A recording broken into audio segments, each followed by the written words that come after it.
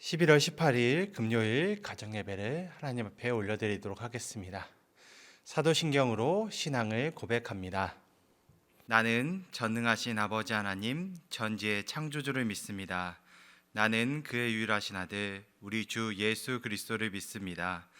그는 성령으로 잉태되어 동정녀 마리아에게서 나시고 본디오 빌라도에게 고난을 받아 십자가에 못 박혀 죽으시고 장사된 지 사흘 만에 죽은 자 가운데서 다시 살아나셨으며 하늘에 오르시어 전능하신 아버지 하나님 우편에 앉아 계시다가 거기로부터 살아있는 자와 죽은 자를 심판하러 오십니다.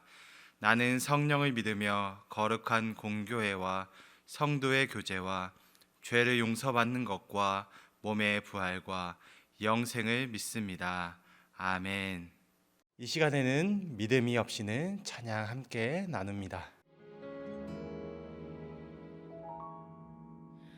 주님, 제 마음이 너무 둔해서 주님을 볼 수 없습니다.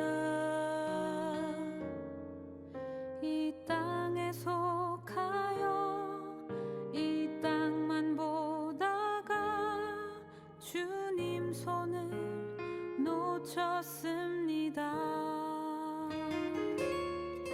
나는 나그네로 왔는데 왜 주저앉게 되었나.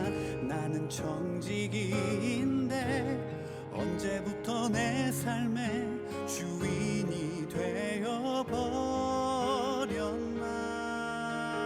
되어버렸나. 믿음이 없이는 기쁘시게 못하나니 고된 수고도 다 헛될 뿐이라. 믿음이 없어서 무너진 삶의 모든 자리에 다시 주님을 기다립니다.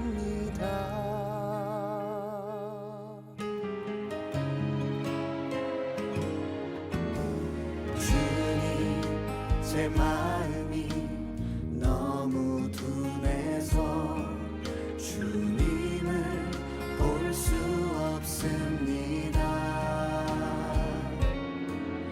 이 땅에 속하여 이 땅만 보다가 주님 손을 놓쳤습니다. 나는 나그네로 왔는데 왜 주저앉게 되었나. 나는 청지기인데 언제부터 내 삶의 주인이 되어버렸나.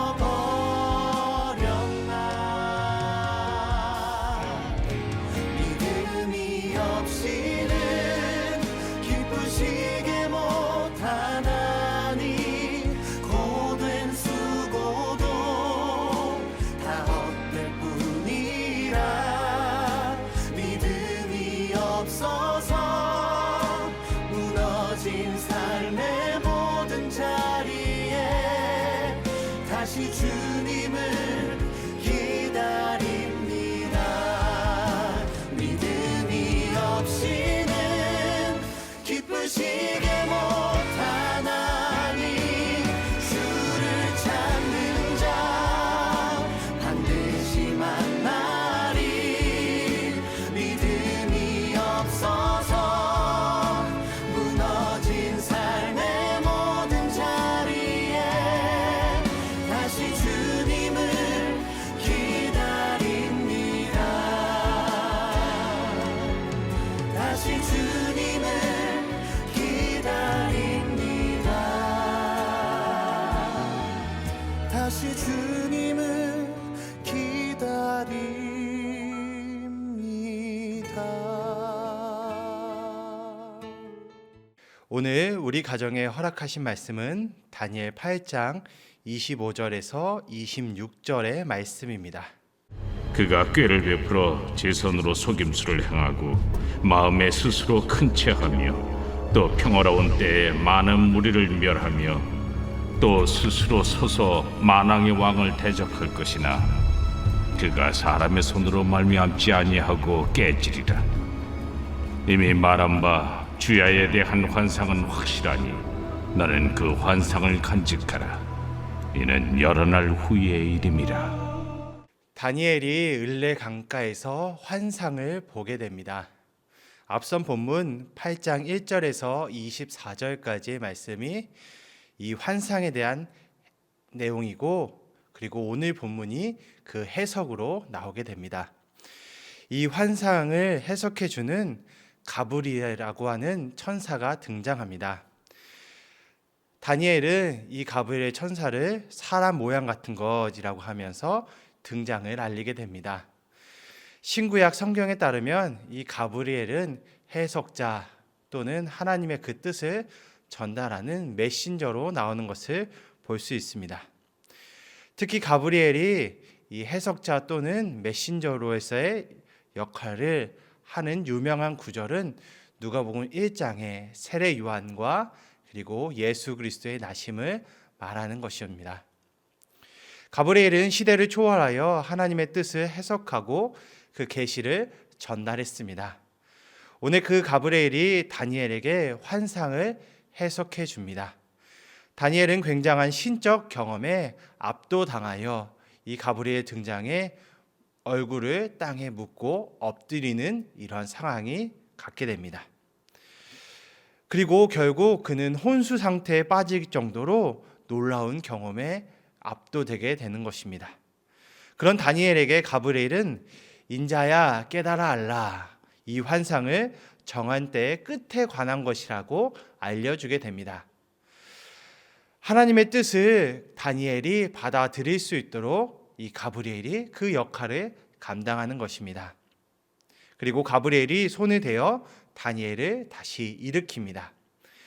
가브리엘이 다니엘에게 전하는 하나님의 뜻은 이 정한 때의 끝에 관한 것이었습니다. 이것은 성도들이 박해를 당하고 성전이 더러워지는 약 200년 후에 일어날 일에 대해서 해석해 주는 것입니다.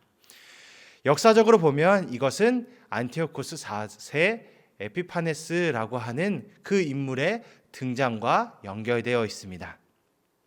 비록 바사의 고레스나 그리스의 알렉산더 같은 역사적인 큰 인물은 아니지만 유다 입장에서는 이 안티코스 4세에 의해서 통치 기간 매우 힘들고 고통의 시간을 겪었습니다.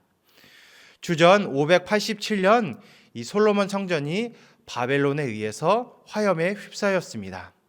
그리고 다시 복원한 제2성전을 주전 167년에 헬라 문화로 돌아가야 한다라고 하는 이 에피파네스 4세의 말에 따라서 이 제우스 성전으로 우상 숭배를 강요하게 되는 것이 이 제2성전에서 일어난 일이었습니다. 안티오코스 4세는 다니엘이 본 환상 중에서 다니엘서 8장 9절이 말하는 한 작은 뿔에 해당하는 인물이 바로 이 사람입니다. 이 한 작은 뿔인 안티오코스 4세 이 왕에 대해서 가브리엘의 해석은 23장 이 작은 뿔은 23절에서 25절까지에 해당합니다. 그런 그의 권세의 끝이 그리고 통치의 끝이 오는 것을 볼 수 있습니다. 그의 끝이 오기 전에 그는 얼굴은 뻔뻔하고 속임수에 능하며 권세가 강하며 파괴 행위를 하고 자의로 행하여 형통하다라고 말합니다. 또 속임수를 행하고 스스로 큰 체하며 평화로운 때 많은 무리를 멸하는 사람이 바로 이 안티오코스 4세라고 하는 사람입니다. 그런 그의 최고 교만의 정점은 만왕의 왕, 바로 하나님을 대적하는 인물이 되었다라는 것입니다. 결국 그가 권력에 휘둘려 많은 유대인들이 고통에 겪지만 결국 그의 끝이 오게 되는 것을 우리가 보게 됩니다. 끔찍할 만큼 파괴하며 거룩한 백성을 멸망의 길로 이끄는 그에 대해서 하나님은 심판하시게 된다라는 것입니다. 거룩한 백성을 멸망시키는 헬레니즘을 강요하면서 많은 사람의 그 신앙을 배교의 길로 내몰지만 그 끝은 마카비 혁명이라고 하는 그 혁명으로 그의 모든 왕위는 종결되게 됩니다. 주님의 이름으로 사랑하는 성도님들, 우리 삶에서는 악인의 형통함을 보게 됩니다. 그로 인해 우리는 고통을 당하며 신음하고 하나님을 떠나는 불행까지도 있게 됩니다. 그러나 악인의 형통함은 하나님이 정하신 때 무너지게 되는 것입니다. 악인의 형통함은 다른 악인을 심판하기 위한 하나님의 도구이기 때문입니다. 하나님의 크신 계획을 보지 못하고 이 작은 뿔의 형통함에 우리는 속아서는 안 될 것입니다. 결국 하나님을 떠나 우리도 그 악의 길을 간다면 우리도 정한 때의 끝, 그때를 깨닫지 못한 삶을 우리도 살아가게 될 것입니다.